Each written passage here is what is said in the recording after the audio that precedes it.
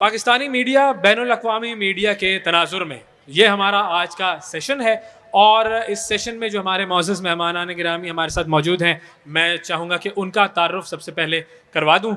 और अब चूँकि यहाँ पर कुछ लोग ऐसे हैं जो कि बहुत सीनियर हैं और कुछ वो हैं जो ज़रा उनसे कम सीनियर हैं, लेकिन मैं इस तरह तारुफ शुरू करता हूँ कि जो मेरे साथ सबसे पहले बैठे हुए हैं मैं उस तरह तारुफ शुरू कर लेता हूँ। सबसे पहले आतिफ़ तौक़ीर साहब हमारे साथ मौजूद हैं। आतिफ़ तौक़ीर साहब की पर्सनैलिटी क्या कहें कि वो हमजहद पर्सनैलिटी हैं, शायरी भी करते हैं, जर्नलिज़म से भी वाबस्ता हैं, और DW जो कि जर्मन मीडिया ग्रुप है उससे वाबस्ता हैं। उनको खुशामदीद कहते हैं अपने सेशन में। फिर हमारे साथ जो शख्सियत मौजूद हैं वो एक ऐसी शख्सियत है कि मीडिया, पाकिस्तानी मीडिया की जो तारीख़ है वो इनके ज़िक्र के बग़ैर मुमकिन नहीं है। जनाब अज़हर अब्बास साहब जो कि सीनियर जर्नलिस्ट हैं, करंट MD हैं जियो के, और राइटर हैं, हिलाल इम्तियाज़ से नवाजा गया है इन्हें। और पाकिस्तानी मीडिया को जिस तरह इन्होंने बढ़ाने में और बनाने में जो किरदार अदा किया है वो आप सब जानते हैं। सर वेलकम आज के इस सेशन में। जावेद सुब्रो साहब मौजूद हैं हमारे साथ। जावेद सुब्रो साहब भी एक बड़े सीनियर ब्रॉडकास्टर हैं, राइटर हैं, और इनका ताल्लुक़ भी एक ऐसे इदारे से हैं जो कि बड़ा मोतबर समझा जाता है। और हमेशा से वो जो अंग्रेज़ी बोलने और देखने वाले लोग हैं वो उस इदारे की तरफ जाते हैं कि जी BBC देखो, जी BBC देखेंगे, BBC की जो ख़बरें हैं उनसे बहुत कुछ हमें देखने को सीखने को मिलेगा। जावेद सुब्रो साहब, सर आपको भी बहुत खुशामदीद। गज़नफ़र हाशमी साहब मौजूद हैं जी, और गज़नफ़र हाशमी साहब जो हैं वो अमेरिका में मुक़ीम हैं और एक बड़े लीडिंग चैनल से वाबस्ता हैं, अदीब भी हैं, ब्रॉडकास्ट जर्नलिस्ट हैं, और एक थिंक टैंक है उसके CEO हैं, वर्ल्ड डायलॉग फोरम। सर आपको भी खुशामदीद। और फाइनली हमारे साथ मौजूद हैं जी काज़िम रज़ा साहब। काज़िम रज़ा साहब भी पाकिस्तानी मीडिया और बैनुल अक़वामी मीडिया में बहुत ज़्यादा काम कर चुके हैं और इस वक्त नीदरलैंड में मुक़ीम हैं, वहाँ पर एक चैनल के साथ वाबस्ता भी हैं और मीडिया कंसल्टेंट के तौर पर मुख्तलिफ जो मीडिया के इदारे हैं उनके साथ काम करते हैं। बहुत शुक्रिया काज़िम साहब, आपने वक्त निकाला। मैं आगाज़ करना चाहूँगा पहला सवाल, सादा सा सवाल, आसान सा सवाल अज़हर अब्बास साहब से, फिर उसके बाद हम गुफ्तगू को वहाँ आगे लेकर चलेंगे। नहायत सादगी से और नहायत अदब से मैं ये पूछना चाहूँगा सर आपसे, Pakistani media as of today जितने भी चैनल्स हैं, पाकिस्तानी मीडिया इस वक्त कितना काबिल भरोसा और कितना ज़्यादा क्रेडिबल है? प्लीज़। वैसे एक तो वक्त बहुत कम है तो मैं बहुत मुख्तसर में बताऊंगा कि ये डिपेंड करता है इसके ऊपर, इसका इन्हिसार इस चीज़ के ऊपर है कि आप किस तरफ हैं। जब इतनी एक सोसाइटी में तकसीम हो तो कुछ लोग जो है समझेंगे कि शायद आप मेन स्ट्रीम मीडिया की बात कर रहे हैं अगर, कि वो बहुत रिलायबल है और सही बात करता है, और एक बड़ी मेजॉरिटी होगी जो ये कहेगी कि भाई ये बिल्कुल भी रिलायबल नहीं है, क्योंकि उनको सिर्फ वही सच नज़र आता है जो कि वो समझते हैं कि सच है, और जिसको हम एक आम ज़बान में कॉन्फर्मेशन बायस कहते हैं। तो लोग सिर्फ उन्हीं चीज़ों को देखना चाहते हैं आजकल जिसके ऊपर वो यकीन रखते हैं, और यही होता है जब उनको वो चीज़ नज़र नहीं आती तो वो समझते हैं कि ये ठीक नहीं है। मैं एक बहुत छोटी सी आपको मिसाल दूंगा कि क्योंकि आपके सवाल से ये लिंक्ड है, और वो ये कि ये बहुत ज़्यादा आजकल एक हो गया है कि भाई अब लोग मेन स्ट्रीम मीडिया को छोड़ते हैं, सोशल मीडिया की तरफ जाते हैं और वहाँ से जो है वो ख़बरें मिलती हैं। तो शायद लोगों को अंदाज़ा नहीं है कि पाकिस्तान में अभी भी टेलीविज़न की जो रीच है वो तकरीबन 17 करोड़ से कुछ ज़्यादा है। पाकिस्तान में जो सबसे बड़ा सोशल मीडिया प्लेटफॉर्म है इस वक्त वो YouTube है, जिसकी रीच 7 करोड़ है, और अगर आप तमाम सोशल मीडिया प्लेटफॉर्म्स को मिला लें तो अभी भी मेन स्ट्रीम मीडिया जो है वो उससे दुगना ज़्यादा है। लेकिन क्योंकि प्रोपेगेंडा और ये इस तरह का है कि लोग उसको दूसरी तरफ देखते हैं, तो इसका मतलब ये है कि शायद वो टेक्नोलॉजी हो या कोई भी वजह हो, लोग अभी भी जो है वो मेन स्ट्रीम मीडिया के ऊपर रिलाय करते हैं ऑथेंटिक ख़बरें देखने के लिए, और उन्हें रिलाय करना चाहिए भी। ये आपका जो पॉइंट ऑफ व्यू है वो ये कि उनको रिलाय करना भी चाहिए। मैं ये नहीं कहूँगा कि रिलाय करना चाहिए, ये डिपेंड करता है कि वो कौन सा मीडिया देख रहे हैं, किसको देख रहे हैं। मैं तमाम मीडिया को डिफेंड नहीं कर सकता। हर तरह का चैनल है, हर तरह का अखबार है, जैसे कि यूट्यूब के ऊपर हर तरह तरह के लोग जो हैं वो अपने प्रोग्राम्स कर रहे होते हैं, तो हर एक को तो नहीं डिफेंड किया जा सकता। और ना मैं ये कह सकता हूँ कि जी रिलाय करना चाहिए, लेकिन ये ज़रूर कहूँगा कि कम से कम कुछ प्रोसेस से होकर ख़बर लोगों तक पहुँचती है। सही गलत का तो एक अलग बहस है, लेकिन कुछ प्रोसेस से होकर पहुँचती है तो उसमें रिलायबिलिटी ज़्यादा है। क्योंकि आपका पूरा आज का मौजू आलमी मीडिया के तनाजुर में है, तो मैं आपको एक मिसाल दे दूं कि गो के गाज़ा की वॉर हो या यूक्रेन की कवरेज हो, हमने सब देख लिया कि इंटरनेशनल मीडिया कैसा एक्सपोज हुआ है। लेकिन एक बहुत बड़ी मिसाल ये है कि बाहर का इंटरनेशनल मीडिया में एक एलेक्स जोन साहब हैं, जिनको अमेरिका में उन्होंने चैलेंज किया एक स्कूल शूटिंग के ऊपर कि ये सब जो दिखाया जा रहा है ये जाली है, ये जो इनके माँ बाप रोते हुए निकल रहे हैं ये सब जाली है। उसके ऊपर लॉ सूट्स हुए और वो 1.2 बिलियन डॉलर्स के लॉ सूट्स जो है वो हारे हैं।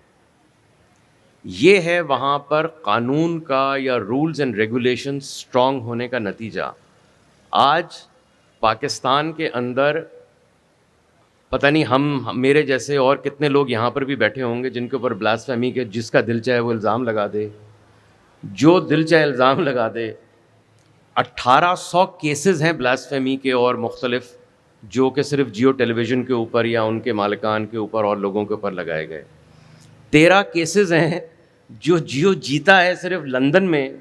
पाकिस्तान में आज तक एक केस भी जो है वो नहीं जीत पाया, क्योंकि उसके ख़िलाफ़ हमारे ही एक यहाँ के पॉलिटिशियन हैं लंदन में, ये बैठे हुए हैं हमारे सामने, कायम खानी साहब। उनको पता है कि सिर्फ उनको एक लफ्ज़ बोल दिया गया था, जो मैं लफ्ज़ नहीं बोल सकता यहाँ पर, किसी एक टेलीविज़न चैनल ने, तो उन्होंने 1 मिलियन पाउंड जो है वो जीते हैं। सही कह रहा हूँ मैं बिल्कुल, 1 मिलियन पाउंड जो है वो लंदन में जीते हैं। पाकिस्तान में आप जो बैठकर जिसका दिल चाहे सोशल मीडिया पे किसी के ख़िलाफ़ कुछ भी बोल दे, तौकीर साहब तो रोज़ाना ही फेस करते रहते हैं, हमारे जैसे लोगों के ऊपर कम होता है। तौकीर साहब, आपकी तरफ मैं आऊँगा। DW से आप वाबस्ता हैं और अभी चूँकि बात हुई गाज़ा के हवाले से, जितनी कवरेज हमने देखी, इंटरनेशनल मीडिया का भी बायस जो है वो सबके सामने आ गया। आपका क्या एक्सपीरियंस है Pakistani media versus international media? देखिए, पहली बात तो ये है कि बायस किसी एक लेवल पे नहीं होता, बायस बहुत सारे लेवल हैं। आपका एक पर्सनल बायस है, फिर आपका एक सोशल बायस है, फिर एक नेशनल बायस होता है, फिर आप जिस मीडिया हाउस में काम करते हैं उसका भी एक बायस होता है। तो कोई भी मीडिया हाउस हो, उसकी डिपेंडेंसी ये तय करती है कि उसका बायस क्या होगा। हम जिस दुनिया में रहते हैं ये सरमायादारी निज़ाम की दुनिया है, और सरमायादारी निज़ाम की दुनिया में दुनिया के जो 200 बड़े मीडिया हाउसेस, दुनिया के जो 200 बड़े कारोबारी इदारे हैं, उसमें सबसे बड़ा मीडिया हाउस न्यूज़ कॉरपोरेशन है, और वो 199 नंबर पर है। इसका मतलब यह है कि 198 उससे बड़ी कंपनियां हैं। तो एक ऐसा इदारा सरमायादारी निज़ाम में जिसकी डिपेंडेंसी बहुत ज़्यादा हो, उसका बायस तो होता है। लेकिन आपने अर्ज़ किया कि इंटरनेशनल मीडिया, देखिए इंटरनेशनल मीडिया में भी आपको देखना पड़ेगा कि आप किसकी बात कर रहे हैं। आपको पहले वो मॉडल देखना पड़ेगा जिस पर वो काम कर रहा है। मिसाल के तौर पर BBC है, वो सरकार से पैसे लेता है। DW वो सरकार से पैसे नहीं लेता, उसका एक अपना मैकेनिज़्म है। जर्मनी की एक तारीख़ है, उसमें एक जदीद जर्मनी जिसको हम कहते हैं विफाकी जर्मनी, उसका एक कॉन्स्टिट्यूशन है। उस कॉन्स्टिट्यूशन के अंदर आप जानते हैं कि DW की जर्मनी में जर्मनी में नशरियात पर पाबंदी है।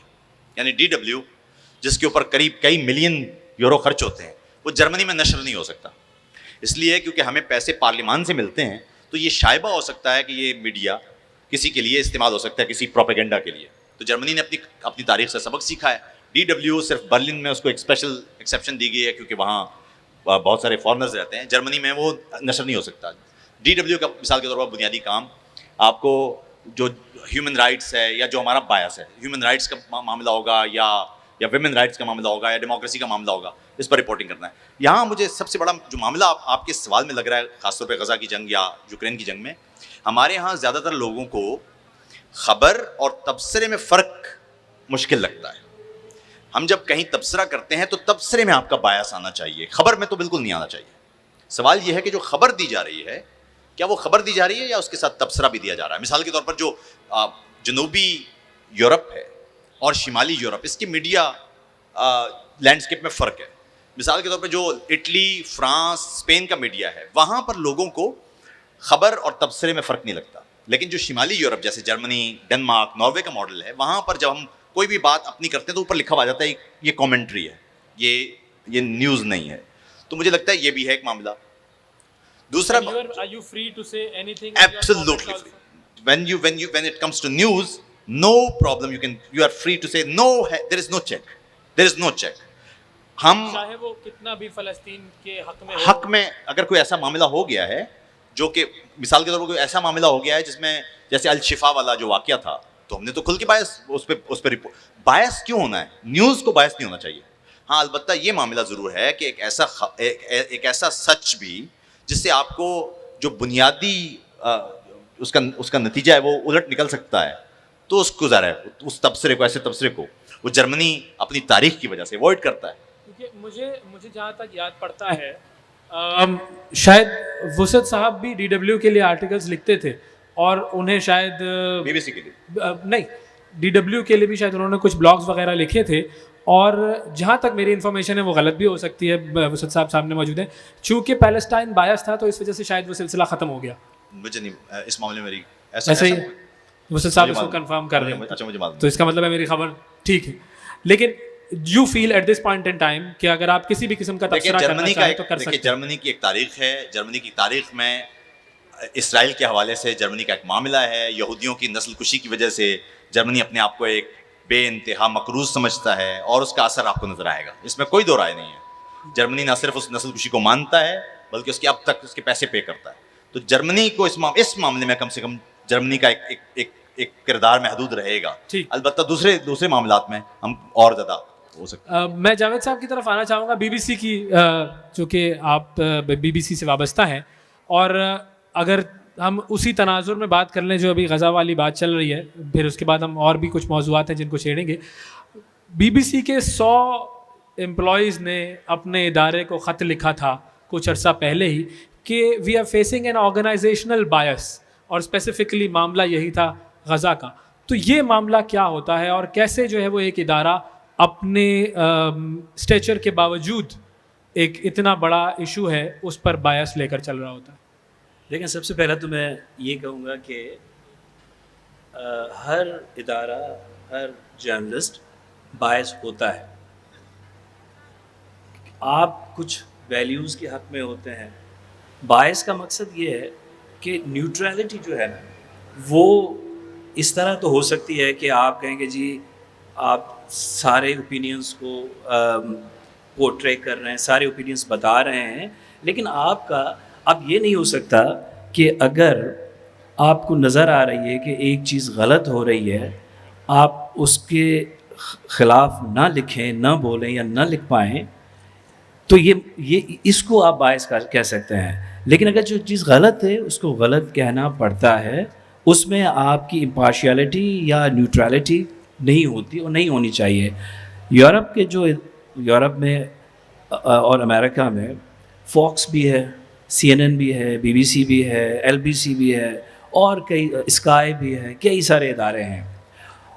इंडिविजुअल बायसेस भी हैं लोगों के। फॉर एग्ज़ाम्पल, अगर आपकी अपब्रिंगिंग एक ऐसी सोसाइटी में हुई है कि आपके जहन में एक ख़ास कॉन्सेप्ट्स हैं, तो वो भी रिफ्लेक्ट होते हैं आपकी रिपोर्टिंग में, आपके प्रोग्राम्स में, आपके डिस्कशंस में, और किस चीज़ को आप प्रायोरिटी देते हैं, किस चीज़ को आप चूज़ करते हैं। मिसाल के तौर पे अगर यूरोप और अमेरिका वो यूक्रेन की वॉर पर ज़्यादा फोकस कर रहे हैं, तो यूक्रेन में अगर कुछ कम भी हो रहा होगा तो उसकी पिक एंड चूज़ हो सकती है। तो इस तरह के बायसेस हैं। क्या है कि जो एक साइकी है वेस्ट में, कुछ चीज़ों के बारे में वो बहुत ही पर्टिकुलर है और वो उससे अलग सोचने की अभी तक वुसअत पैदा नहीं कर सके। जो आप इन पर्टिकुलर बात की आपने 100 एम्प्लॉइज़ ने जो कहा है, उनको ये लगा। अच्छा, मज़े की बात यह है कि उन 100 मुलाजमीन में से किसी की नौकरी नहीं गई, because that is also part of freedom of expression, कि अगर आपको लगता है कि ये चीज़ गलत है, वो आप कह सकते हैं, उससे आप ला सकते हैं, आप बता सकते हैं। मैंने जो कवरेज देखी है BBC में, अंग्रेज़ी में या बाकी ज़बानों में भी, तो वो मुझे नहीं लगता कि रिपोर्टिंग में कोई बीबीसी ने या किसी CNN ने इस तरह की कोई डंडी मारी हो कि वो जो वहाँ पे हो रहा है उसके बारे में बात ना कर रहे हो, वो दिखा न रहे हो। लेकिन चूँकि वो इनडेफिनिट बैक माजी में नहीं जाना चाहते, वो इस चीज़ को वहाँ से शुरू नहीं करना चाहते कि जी 1946 में, 45 में, 47 में जब इज़राइल बनाया गया तो हम वहाँ से शुरू करें, क्योंकि उसकी वो समझते हैं कि कोई लिमिट नहीं होगी, फिर हम 2000 साल पीछे चले जाएंगे। तो यहूदियों का ये क्लेम है कि जी वो तो हमारी प्रॉमिस्ड लैंड है, तो वो भी हमें चाहिए। तो you have to give a kind of a जगह, एक पॉइंट आपको रखना पड़ेगा जहाँ से वो सारी चीज़ें रिपोर्ट होती हैं। मुझे पर्सनली 20 साल हो गए BBC में काम करते हुए, उर्दू सर्विस में, और मैंने अंग्रेज़ी में भी किया, टेलीविज़न में भी किया, रेडियो में, ऑनलाइन। मुझे इन 20 सालों में किसी ने ये नहीं कहा कि आप ये ख़बर चलाएं या ये ना चलाएं, या इस प्रोग्राम के लिए आप इसका इंटरव्यू करें या उसका ना करें। पर्सनली आज तक किसी इदारे, किसी फ़र्द ने, डायरेक्टर जनरल से लेके और हमारे एडिटर तक, किसी ने नहीं कहा। मैं अगर प्रोग्राम एडिटर हूँ तो ये मेरी चॉइस होती है, कम से कम BBC में तो ऐसा है कि मैं डिसाइड करूँगा कि हमें क्या बात करनी है, किससे बात करनी है, क्या सवाल करने हैं और उसकी एंगल क्या होगी। कहीं कभी कोई ऐसा आपके सामने मामला आया कि आपको लगा हो कि ये मैं नहीं कह पाऊँगा शायद? मैं सिर्फ वो चीज़ नहीं कह पाऊँगा जिसे मैं कोर्ट ऑफ लॉ में स्टैंड ना कर सकूँ। मैं वो चीज़ नहीं कह पाऊँगा जो मुझे लगे कि ये शायद डॉजी है, इसमें शायद मेरे फैक्ट्स प्रॉपर नहीं हैं, मैं वो शायद नहीं कह पाऊँगा, उस पर मैं डिस्कस करूँगा। बहुत सारी चीज़ें ऐसी होती हैं जो हम लिख लेते हैं, बना लेते हैं, उसके बाद हम एडिटोरियल बोर्ड को भेजते हैं कि इसमें कोई ऐसी चीज़ तो नहीं है जो हम कोर्ट में साबित न कर सकें। तो कहने का मकसद ये है कि ये जो कॉन्सेप्ट्स हैं ना कि बैनुल-अक़वामी मीडिया के तनाज़ुर में पाकिस्तानी मीडिया, आई थिंक ये फंडामेंटली गलत कॉन्सेप्ट है, क्योंकि सारी दुनिया में मीडिया एक जैसा है।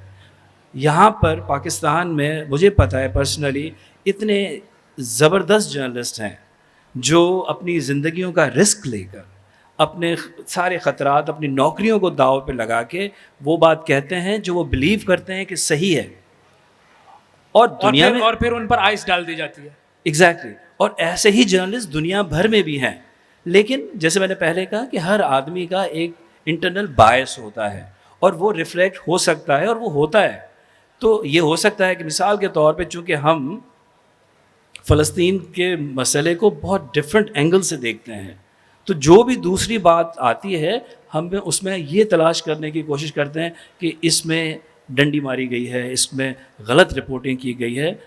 अभी भी आप देखें, जो कवरेज आप उठा के देखेंगे तो BBC ने 3000 कंप्लेंट्स किए इसराइल ने, 3035 लास्ट टैली तक, जिसमें ये कंप्लेंट्स हैं कि हमारे साथ आप गलत रिपोर्टिंग कर रहे हैं हमारे बारे में, इसराइल के बारे में और हमास के बारे में। हमास को आप उस तरह टेररिस्ट ऑर्गेनाइजेशन नहीं साबित करते जिस तरह हम समझते हैं और दुनिया समझती है वो है। और 2000 कंप्लेंट्स हमें आई हैं फ़लस्तीनी साइड से कि जी आप हमें हमारे बारे में बायस रिपोर्टिंग करते हैं। तो इससे हमें लगता है, थोड़ा सा हमें सुकून मिलता है कि जब दोनों कंप्लेंट कर रहे हैं तो we must be doing something right. बिल्कुल बिल्कुल। गज़नफ़र साहब, आपकी तरफ मैं आना चाहूँगा। आप पाकिस्तानी मीडिया और बैरून मुल्क का मीडिया, आप चूँकि पाकिस्तानी मीडिया से ही वाबस्ता हैं लेकिन बैरून मुल्क आप काम कर रहे हैं, तो आपको क्या फ़ील होता है कि अगर आप पाकिस्तान में होते तो वो ये बात आराम से कह सकते थे, लेकिन चूँकि आप इस वक्त बैरून मुल्क हैं तो कुछ बातें ऐसी हैं जिसको कहते हुए डर लगता है या सोचना पड़ता है, या आप उसके बारे में जब तक बहुत ज़्यादा शोर ना हो आप वो नहीं कहेंगे? क्या फ़र्क महसूस होता है? जी बिल्कुल। मेरा ख्याल है कि मैं ये समझता हूँ कि जो मीडिया की जो बेसिक डायनामिक्स हैं या सोशियोलॉजी है वो तो एक ही है, वो यहाँ हो या वहाँ हो। वहाँ पे अगर हमने पाकिस्तानी मीडिया के लिए कोई बात करनी है तो बात वहीं पे होगी, वैसी ही होगी जैसे कि यहाँ का जर्नलिस्ट जो है वो करने के लिए सोचेगा। लेकिन अगर हमने वहाँ के लिए करनी है तो जाहिर है उसके लिए एक डिफरेंट हमें इन्वायरमेंट मुयस्सर है और डिफरेंट रूल्स एंड रेगुलेशन मुयस्सर हैं। मुझे वहाँ पे एक टॉक शो करने का इत्तेफाक हुआ है जो एक हमारा टेक्सास का एक लोकल चैनल था, तो उसमें हमें तो आज तक किसी ने नहीं, जैसे इन्होंने बताया जावेद ने, कि कभी किसी ने कोई एडिटोरियल पॉलिसी नहीं दी, कभी भी, नेवर। किसको बुलाना है, क्या बात करनी है और कैसे करनी है, कोई पॉलिसी नहीं थी, कोई पॉइंट्स नहीं थे। तो हम बिला खौफ ख़तर हम करते रहे, 1 साल हमने किया उसको। सो दूसरी बात यह है कि हमारे यहाँ हमारे यहाँ एक अखबार में एक पेशानी पे लिखा होता था कि सबसे बड़ा जहाद जो है वो जाबिर सुल्तान के सामने कलमा हक बयान करना है। तो आजकल तो ये है कि कलमा हक बयान तो करते हैं लेकिन जाबिर सुल्तान से पूछ के करते हैं। तो हमारी जो शायद वहाँ ऐसा नहीं है, हम वहाँ पे पूछते नहीं हैं। हम वहाँ पे देखिए, हम लोग जो हैं वो एक पोस्ट ट्रुथ एज में रह रहे हैं, पोस्ट ट्रुथ एज। हम लोगों ने सफ़र किया है मॉडर्निज्म से पोस्ट मॉडर्निज्म, और पोस्ट मॉडर्निज्म के बाद पोस्ट ट्रुथ आ गया। पोस्ट ट्रुथ के बाद भी आगे हम चलेंगे। ये वो दौर है जिसमें हम अपनी मर्जी का सच सुनना चाहते हैं, हम ऑब्जेक्टिव एनालिसिस से दूर भागते हैं, हम फैक्ट्स से दूर भागते हैं, हम सिर्फ वही सच बताना चाहते हैं जो लोग सुनना चाहते हैं, जो उनको अपील करता है इमोशनली। तो इससे वो जो क्लैरिटी है, जो शिफ्टिंग ऑफ क्लैरिटी है, वो मुश्किल हो गई है। ये जो दौर था ये बेसिकली एक फ्रेगमेंटेशन का दौर था, इंतशार का दौर था, जिसमें कन्फ्यूजन थी। उसमें अच्छी बात निकालना, सच साबित करना, सच निकालना वो मुश्किल हो गया है। मीडिया बायस जो है वो वहाँ भी है, इंडिविजुअल सतह पे भी है, इदारे की सतह पे भी मौजूद होता है। अभी जो ट्रंप की कैंपेन हुई है, ट्रंप की कैंपेन में कई ऐसे लोगों को निकाल दिया गया जिस पे शक था कि ये CNN से, मैं CNN की बात कर रहा हूँ, कि जो किसी ना किसी सूरत में उसका टिल्ट जो है वो दूसरी तरफ है। तो अगर कैंपेनर जो है या स्पोक्स पर्सन जो है वो अगर ये ऑब्जेक्ट कर दे कि ये जो होस्ट है ये ठीक नहीं है या ये बायस्ड है, तो वो उसको प्रोग्राम नहीं देंगे। और कुछ ऐसे वाक़यात भी हुए हैं कि उन्होंने उनको निकाल भी दिया। सो फॉक्स हो, एक ज़माने में फॉक्स रिपब्लिकन्स और कंजर्वेटिव्स को रिप्रेजेंट करता था और CNN जो था वो डेमोक्रेट्स को करता था।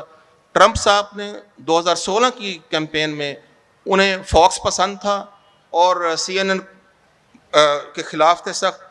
इस्तीफ़ा जो था वो फॉक्स के भी खिलाफ हो गए। सो इसका मतलब ये हुआ कि जो फैक्ट है या जो इदारा है वो सच बोलने से कहीं ना कहीं उसे सच बोलना होता है और वो इम्पार्शियलिटी का मुजाहरा करता है। तो मैं ये समझता हूँ कि जो बुनियादी चीज़ें, जैसे जावेद भाई ने कहा कि वो हर जगह एक हैं। अच्छा जर्नलिज्म यहाँ भी है और वहाँ भी है। यहाँ डिफरेंस ये है कि यहाँ जो पॉलिटिकल हिस्टीरिया है वो ज़्यादा है। यहाँ पर वो अंग्रेज़ी में कहते हैं कि heightened political hysteria dominated and supported by sensationalized news content. So हमारे यहाँ वो ज़्यादा है। हमारी रेशो जो है एंटरटेनमेंट वर्सेस न्यूज़ वो सही नहीं है, वो बैलेंस नहीं है। It should be more than that. सही। कासिम साहब, आपकी तरफ मैं आऊँगा। जो बैरून मुल्क मुकीम पाकिस्तानी हैं वो पाकिस्तानी मीडिया से क्या एक्सपेक्ट करते हैं, क्या चाहते हैं वो कि हमारा मीडिया कैसा हो, और वो अभी जो कुछ उनको मिल रहा है हमारे मीडिया से उन पर उनकी कोई सेटिस्फेक्शन या कोई उनकी ऐसी उनको लगता है कि डिससेटिस्फेक्शन? जनाब बहुत शुक्रिया। मैं आपके सवाल की जानिब आने से पहले कुछ गुफ्तगू करना चाहूँगा जिसमें हम बातचीत कर रहे हैं कि पाकिस्तानी मीडिया बैनुल-अक़वामी मीडिया के तनाज़ुर में। तो मैं सलाम पेश करता हूँ अपने उन तमाम पाकिस्तानी सहाफ़ियों को जो इन हालात में यहाँ पर बराज़ाए सुल्तान वो सब कुछ बता जाते हैं ढके छुपे लफ्ज़ों में, कि जिससे उम्मीद होती है कि शायद आने वाली कल बेहतर हो। पाकिस्तान दुनिया के उन ख़तरनाक तरीन ममालिक में है जहाँ पे सहाफ़ियों की शहादतें आप गिनते चले जाएं और ख़त्म नहीं होती, और जहाँ सच बोलने की सज़ा पे या तो आप लापता हो जाते हैं या बकौल जैसे आपने अभी कहा कि आइस निकल आती है। तो इस तनाजुर में इसके ऊपर बात जितनी करते जाएंगे वो खिंचती चली जाएगी। बड़े बड़े नाम मेरे सामने बैठे हैं और जिनकी किताबें, जिनके कॉलम पढ़ पढ़ के अपने आप को ये यकीन दिलाता हूँ कि हाँ, कल आने वाली सुबह का सूरज रोशन होगा और इंशाअल्लाह होगा, और ये बहुत बुलंद काम कर रहे हैं। अब अगर हम बैनुल-अक़वामी मीडिया या उसको दूसरे तरीक़े से देखें तो जो पोलराइजेशन सोसाइटी में आ चुकी है इस वक्त, वो हर शोबे में, हर हिस्से में मौजूद है, और उसने सहाफ़त को भी ऐसा कर दिया है। हमारी सहाफ़त इस वक्त शिकार है सोशल मीडिया की। सोशल मीडिया पर्सनल इंफॉर्मेशन के सेक्टर से निकल के पॉलिटिकल और सोशल इकोनॉमिकल चीज़ों पे भी डिस्कस करने लगा है। फेक न्यूज़ और एक्चुअल न्यूज़ के फ़र्क को पहचानने के लिए हमें रिसोर्सेज की तलाश करनी पड़ती है कि वसत भाई ने क्या लिखा है, मज़हर साहब क्या कह रहे हैं, या और दूसरे लोग क्या कह रहे हैं। हमें उन्हें पढ़ना पड़ता है, हमें उन्हें सीखना पड़ता है। हमारी आम लोग किस हद तक इसको पढ़ते हैं, किस हद तक उसके पीछे जाते हैं, ये एक बहुत बड़ा सवाल है जिसका जवाब तलाश है अब तक। लेकिन इंशाअल्लाह कौमें ज़िंदा हो जाती हैं। सुना है 100 साल लगते हैं, हमें 80 साल हो गए हैं, 20 रह गए, हम भी ज़िंदा हो जाएंगे। और जहाँ तक बात है कि पाकिस्तानी मीडिया से ओवरसीज़ पाकिस्तानी क्या चाहते हैं, तो मैं हाथ जोड़ के कहता हूँ, हमें मॉन्स्टर बनाना छोड़ दो। हम मॉन्स्टर नहीं हैं। हम पाकिस्तान से मोहब्बत करते हैं। पाकिस्तान हमारा वतन है। हम अपने दिन रात लगाकर अपने चाहने वालों की खिदमत करते हैं और अपने मुल्क की खिदमत करते हैं। हमें किसी पार्टी के साथ मत जोड़ें, हम पाकिस्तान के साथ जुड़ें। वहाँ हमारी कोई पहचान नहीं है, वहाँ हमें किसी सियासी पार्टी के नाम से नहीं। ये चंद लोग हैं जो ये सब कुछ कर रहे हैं, लेकिन मैक्सिमम पाकिस्तानी, चाहे वो यूरोप में हो, चाहे वो यूके में हो, चाहे वो फार ईस्ट में हो, जिस कॉन्टिनेंट में हो, they love the country and they are working day and night for the success of this country, to enlighten this country. लेकिन हमारा मीडिया ऐसा लगता है, अगर हम खबर खोलें तो उनको सिर्फ एवनफील्ड नज़र आता है, उनको कोई और जगह नहीं मिलती। क्या पाकिस्तानी अचीवर्स नहीं मिलते? क्या वो उसको नहीं करना चाहते? Thank you. अदर साहब, आपकी तरफ आना चाहूँगा मैं कि हम बात कर रहे होते हैं प्रेशर्स की। पाकिस्तानी मीडिया पर अगर आप कोई मिसाल देकर बताएं कि किस किस तरह के प्रेशर्स होते हैं, और ख़ास तौर पे वो प्रेशर्स जो हैं वो जब हुकूमत की तरफ से आएँ या अस्करी इदारों की तरफ से आएँ या मुकदमों की सूरत में आएँ, जैसे हम बात कर रहे थे। आप तो ज़्यादा बेहतर जानते होंगे कि मतीउल्लाह साहब जो हैं वो आइस रखते हैं या नहीं रखते, क्योंकि आपका उनसे एक पुराना ताल्लुक़ है। लेकिन ये डर जो है ये तो सब में बैठा हुआ है कि अगर कोई शख्स पाकिस्तानी मीडिया पर कोई ऐसी बात कहेगा जो उन्हें नागवार गुजरेगी तो बस फिर मामला जो है वो ख़तरनाक हो जाएगा। लेकिन किस किस तरह के प्रेशर होते हैं और कैसे डील किया जाता है विद इन इंसिडेंट में भी? लेकिन असल चीज़ प्रेशर्स की बात नहीं है। पाकिस्तानी मीडिया ने बहुत बुरे बुरे माशाल्लाह देखे हैं। हमारे सामने हुसैन नकी जैसे हमारे असातिज़ा में शामिल हैं, वो बैठे हुए हैं। लेकिन एक दौर था जब आपको 24 घंटे में एक प्रेशर आता था, आप जाते थे अपना अखबार लेकर, और से अगर कंप्लीट सेंसरशिप होती थी तो उसको क्लियर कराते थे, और इंफॉर्मेशन मिनिस्ट्री के लोग जो है वो कुछ खबरें निकाल देते थे और कुछ खबरें आपको दूसरी लगाती हैं। आजकल का दौर ये है कि आपको हर घंटे का नहीं, हर मिनट का प्रेशर है। हर मिनट में जो है वो कोई किसी एक टिकर के चलने के ऊपर, एक ख़बर चलने के ऊपर जो प्रेशर आता है। तो प्रेशर तो बहुत ज़्यादा है। गवर्नमेंट के भी प्रेशर होते हैं, लेकिन ज़ाहिर है कि जो मुख्तलिफ़ इदारे हैं, जैसे आपने कहा अस्करी इदारे हैं, और वो इतने बहुत ज़्यादा पावरफुल हो गए हैं पाकिस्तान के अंदर। पहले एक हाइब्रिड निज़ाम था, अब तो मेरे ख़्याल में वो हाइब्रिड ख़त्म होकर कुछ और ही निज़ाम बन गया है। तो प्रेशर्स बहुत ज़्यादा हैं। असल बात ये नहीं है, हर दौर में सहाफ़ियों ने जो है वो स्ट्रगल की है। बात यह है कि क्या मुल्क में मजमूई तौर के ऊपर जो जेन्युइन जर्नलिस्ट हैं उन्होंने क्या कॉम्प्रोमाइज़ कर लिया है या नहीं किया है? क्या वो मुस्तकिल लड़ाई कर रहे हैं या नहीं हैं? हर दौर की अपनी अपनी रेड लाइंस खींची जाती हैं। सहाफ़ियों का काम है उन रेड लाइंस को पुश बैक करना, मुस्तकिल तौर के ऊपर लड़ाई करके उनको पीछे धकेलना और अपनी स्पेस बनाना। क्या सहाफ़ी आजकल के या आज के दौर में ये कर रहा है या कर रहे हैं या नहीं? मेरे ख़्याल में कर रहे हैं। जो जेन्युइन सहाफ़ी हैं वो मुस्तकिल इस लड़ाई में होते हैं। आज भी आपको जो है वो टीवी के ऊपर मेन स्ट्रीम, जहाँ बेशुमार प्रेशर तरह के प्रेशर्स हैं, वहाँ पर आपको वो चीज़ें मिलेंगी जो लोग बाज़ दफ़ा एक्सपेक्ट नहीं करते कि ये चीज़ आ जाएगी। मैं कल की मिसाल नहीं देना चाह रहा, लेकिन कल ही हमारे चैनल पे एक ऐसी चीज़ चली है जो कि लोग एक्सपेक्ट नहीं कर रहे थे, और अनबिलीवेबल लेवल के प्रेशर्स थे। और प्रेशर ऐसे हैं, जैसे कि अभी मिसाल भी दी हमारे दोस्त ने, पाकिस्तान में मरने वाले जर्नलिस्ट की तादाद जो है वो दुनिया में टॉप मुल्कों के अंदर है, जहाँ पर जर्नलिस्ट को मार दिया जाता है। अबडक्शन तो एक सेकेंडरी चीज़ है। तो असल चीज़ ये है कि जब पिछली गवर्नमेंट ने पैका ऑर्डिनेंस और उसमें अमेंडमेंट करने की कोशिश की तो लड़ाई कर रहे थे, अब वही चीज़ ये गवर्नमेंट जो है वो करने की कोशिश कर रही है, तो उसके ख़िलाफ़ भी जो है वो आप लड़ाई करेंगे। और जब तक मेन स्ट्रीम मीडिया स्ट्रॉन्ग रहेगा, ये मैं आपको बताऊँ, आपने मिसाल दी अभी मतीउल्लाह जान की, चाहे वो मतीउल्लाह जान हो या सत्तूर हो या और ऐसे कोई भी लोग हों जो सोशल मीडिया के ऊपर डिफरेंट प्लेटफॉर्म्स के ऊपर कर रहे होते हैं, उस सोशल मीडिया की लड़ाई असल में लड़ कौन रहा है? मेन स्ट्रीम मीडिया ही लड़ रहा है। अगर मेन स्ट्रीम मीडिया आज वो ख़बरें ना चलाए तो शायद इतना प्रेशर ना पड़े कि उन लोगों को 24 घंटे में या 48 घंटे के अंदर रिहा कर दिया जाए या उनके ऊपर मुकदमे ख़त्म कर दिया जाए। आज भी हाल ये है कि अगर मेन स्ट्रीम मीडिया किसी भी वक्त में ये कॉम्प्रोमाइज़ कर ले पाकिस्तान के इंस्टीट्यूशंस और गवर्नमेंट से कि सोशल मीडिया के ऊपर इस तरह की रिस्ट्रिक्शंस लगा दें, तो मैं आपको बता रहा हूँ 24 घंटे में लग जाएंगी। ये वो मेन स्ट्रीम मीडिया है जो ये लड़ाई कर रहा है यहाँ पर।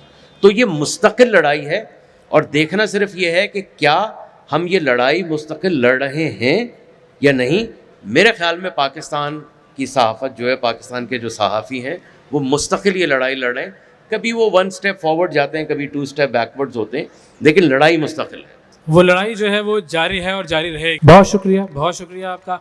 मैं चूँकि मुझे बताया गया कि जी वक्त हमारे पास बिल्कुल ख़त्म हो गया है, वरना हमें क्वेश्चन आंसर सेशन ज़रूर करना था, और ये मामला ऐसा है कि जिस पर मुझे यकीन है कि आप सब लोगों के पास बहुत कुछ होगा कहने के लिए। और हमारे कहानियाँ तो अभी शुरू ही नहीं हुई थी। आतिफ साहब से तो मैं कुछ कहानियाँ लेना चाह रहा था, लेकिन मैं वक्त की कमी की वजह से आप सबसे माजरत करता हूँ, और ये सेशन जो है वो अपने अख्ताम को पहुँचा। आप सब लोगों का बहुत बहुत शुक्रिया।